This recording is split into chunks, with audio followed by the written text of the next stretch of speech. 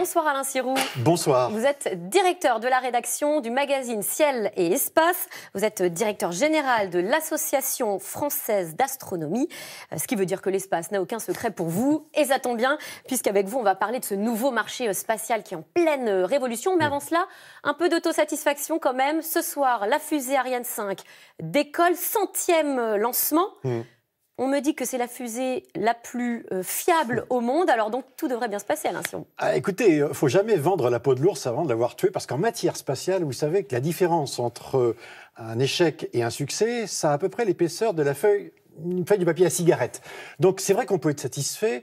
94 tirs sur 99 réussis, 2 échecs, le premier au lancement. En 20 ans 22 ans même. En 22 ans, et puis 3 demi-succès, c'est-à-dire qu'on a réussi à mettre les satellites à poste, mais quand même quelques difficultés.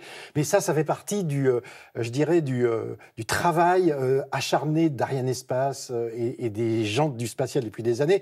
Vous savez, on n'en voit plus de caméras filmer le départ du TGV Gare de Lyon. Simplement, on s'y est habitué. Donc... Alors, justement, à quoi vont servir ces envois de satellites? À quoi vont-ils servir?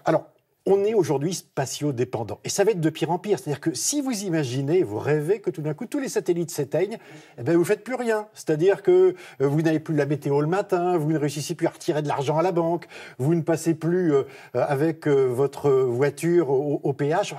Partout. Vous avez des satellites, mais ils sont invisibles. Et ça va être de pire en pire parce que dans les années qui viennent, on considère que les objets connectés, comme on dit, vont multiplier la demande de satellites. On a imaginé que 30 milliards d'objets vont se connecter dans les 5 ans qui viennent par les satellites. Et donc, il y a une demande énorme, en sachant en plus que 3 milliards d'habitants sur la Terre ne sont pas connectés à Internet. Donc, on en a besoin. Alors, on voit que ce lancement est important. C'est une étape aussi très symbolique dans un marché très concurrentiel pour Ariane Espace, puisque le marché a beaucoup évolué en 10 ans. Et oui, c'est un changement de monde. On a vu arriver, il y a quelques années, l'équivalent d'Uber pour les taxis. On a ubérisé l'espace. C'est-à-dire qu'il y a... une société que tout le monde connaît de nom, SpaceX, avec son fameux leader Elon Musk qui est arrivé. Ce sont des Américains. Ce sont des Américains, des privés, financés par le gouvernement américain. Ce sont des faux privés, en fait, parce qu'ils sont payés par des commandes de la NASA. Vous voulez dire qu'ils trichent un peu par rapport à nous, Européens? Très clairement, ils font du dumping. C'est-à-dire qu'aux États-Unis, ils vendent 100 millions de dollars le lancement, et ici, ils le font à 60 millions. Donc, on est en concurrence déloyale. Et donc, ils sont arrivés et ils ont cassé le marché. Donc, Ariane Espace, qui était leader depuis 15 ans sur les marchés de satellites civils, s'est retrouvé avec des prix qui ne correspondaient plus du tout à ce que faisaient les autres. D'où la réaction. Alors, on peut peut-être s'arrêter justement sur Elon Musk dont vous parliez. Ce fondateur de SpaceX, c'est un patron un peu atypique. C'est un patron atypique parce qu'il joue sur 2 tableaux. D'abord, c'est un businessman, vrai businessman. C'est-à-dire que, pour le compte, il chasse le coût, il considère que c'est un vieux monde qu'est le monde du spatial et qu'il doit le rénover. Ce n'est pas nécessairement une mauvaise idée. Simplement, c'est un propagandiste. C'est-à-dire, c'est quelqu'un qui vous laisse croire qu'il va faire des choses tout à fait incroyables. Lui, il dit qu'il veut coloniser Mars, par exemple. Pas de problème. On fait ça dans 3 jours, dans 6 jours.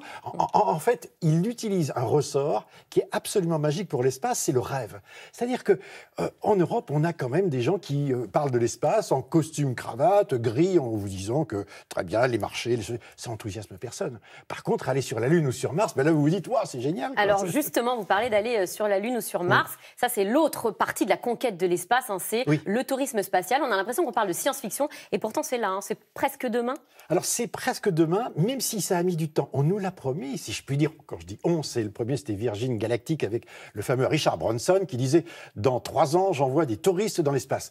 Alors, ce que veut dire l'espace pour Richard Branson et pour les autres, c'est aller jusqu'à 100 km d'altitude. C'est-à-dire, en fait, monter au-dessus de l'atmosphère, rester quelques minutes, et puis de voir la Terre. D'être un peu en apesanteur tout de même, d'avoir une sensation d'apesanteur, d'être propulsé verticalement et de revenir sur Terre. Et de retomber, ce qu'on appelle un vol parabolique, quoi.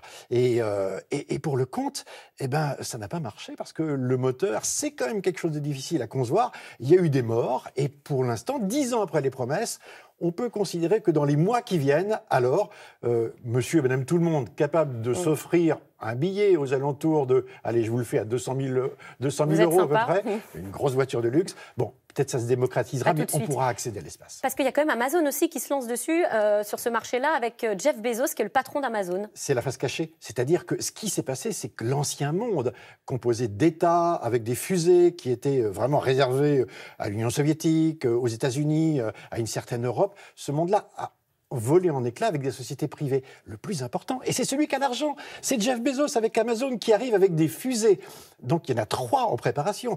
La première, c'est une fusée qui permettra de faire justement ce petit saut de puce, le tourisme spatial, finalement, qui va marcher dans les mois qui viennent. Et puis ensuite, on verra de vraies fusées concurrentes d'Ariane. C'est un vrai concurrent absolument qu'il faut suivre de près. De très près, parce qu'il veut vraiment avoir toute la chaîne, c'est-à-dire pouvoir distribuer Internet partout dans le monde. Alors Alain Sirou, quand même, pour nous faire rêver, un dernier exemple, c'est cette idée de voyage autour de la Lune. Alors là, on en revient à nos Américains. SpaceX, qui vient d'annoncer l'identité du premier touriste lunaire. Ça sera un Japonais, un jeune milliardaire qui s'appelle Yusaku Maezawa. Il est passionné d'art et visiblement, il est plutôt généreux puisqu'il n'a pas prévu de partir seul autour de la Lune. On le regarde. In 2023, as the host, I'd like to invite 6 to 8 artists from around the world to join me on this mission to the moon. These artists will be asked to create something after they return to Earth. And these masterpieces will inspire the dreamer within all of us. Bon, on ne sait pas encore quels artistes auront la chance de l'accompagner. Mais vous avez un mélange formidable entre le rêve et la réalité. Le rêve, c'est justement ça, c'est-à-dire de partir dans la Lune, de partir dans l'espace, etc. On voit que ça le fait rêver. Hein. Ouais, sauf que la réalité, c'est que ça ne marche pas. Parce qu'il n'y a pas de fusée, elle n'est pas prête. Lorsqu'on a envoyé des hommes sur la Lune en 1968, donc il y a 50 ans, eh bien, il a fallu concevoir une fusée qui a emmené les hommes dans la Lune. 20 000 entreprises, 200 000 personnes, 10 millions d'Américains et l'équivalent de 120 milliards de dollars. Aujourd'hui, il n'y a pas ça. Donc, c'est pas demain qu'il partira sur la Lune. Non, ce sont des promesses. Voilà, donc c'est-à-dire c'est du rêve. La réalité, c'est un business dur, concurrentiel, et dont Ariane doit tenir compte pour son futur à elle avec Ariane 6 qui arrive. Ariane 6 qui va peut-être pouvoir développer aussi une réflexion autour des vols habités. Alors peut-être, pour l'instant, on est vraiment sur la Terre, c'est-à-dire ce qu'ont découvert les hommes lorsqu'ils sont allés autour de la Lune, finalement, c'est la Terre. C'est-à-dire le seul endroit habitable, là où on est, là où finalement on va devoir se faire avec une planète qu'il faut protéger, et puis des services. Et en fait, le marché de l'espace aujourd'hui, surtout pour Ariane, ce sont des services, des communications, l'observation, la surveillance du climat, les glaces. Et ça, cette image de l'espace, on en a absolument besoin au quotidien parce qu'aujourd'hui, la voiture de demain, c'est une voiture, par exemple, autonome. Comment vous allez vous diriger avec cette voiture autonome? Par les satellites, géolocalisation, mouvement. Vous parlez de tout ce qui existe effectivement autour de l'espace. On peut penser aussi à tout un marché de produits connexes.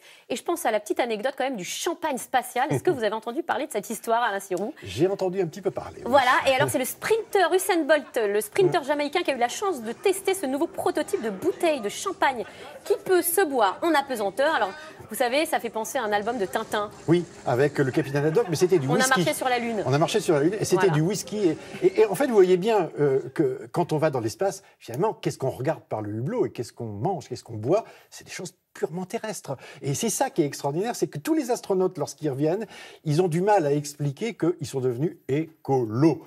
Parce que la Terre vue du dessus, c'est la maison, c'est là où on habite et là où on se rend compte que finalement, là-haut c'est froid, c'est triste, regardez la Lune, c'est plein de cratères, c'est inhabité, Mars, il n'y a plus d'activité depuis 4 milliards d'années, donc on peut en rêver, mais la vraie vie, elle est là. Une petite dernière question très rapide. Le patron d'Ariane Espace s'inquiète en disant que la conquête de l'espace ne doit pas devenir le nouveau Far West. Oui. Est-ce qu'il faut mieux encadrer cela? Oui, je pense, parce qu'effectivement, la difficulté, c'est par exemple, lorsqu'on est avec Ariane, de convaincre les pays européens que ce n'est pas celui qui présente le prix le plus bas qui est le plus intéressant. Et donc, avoir une solidarité entre pays en Europe pour investir sur Ariane, ça veut dire qu'on donne à Ariane la chance d'être pour nous la fusée qui nous permet d'être autonome dans l'accès à l'espace. Et ça, on en a besoin, surtout quand on regarde ce que font les Américains. Merci Alain Sirou. Je rappelle que vous êtes directeur de la rédaction du magazine Ciel et Espace. Tout de suite, c'est dans l'air avec Caroline Roux.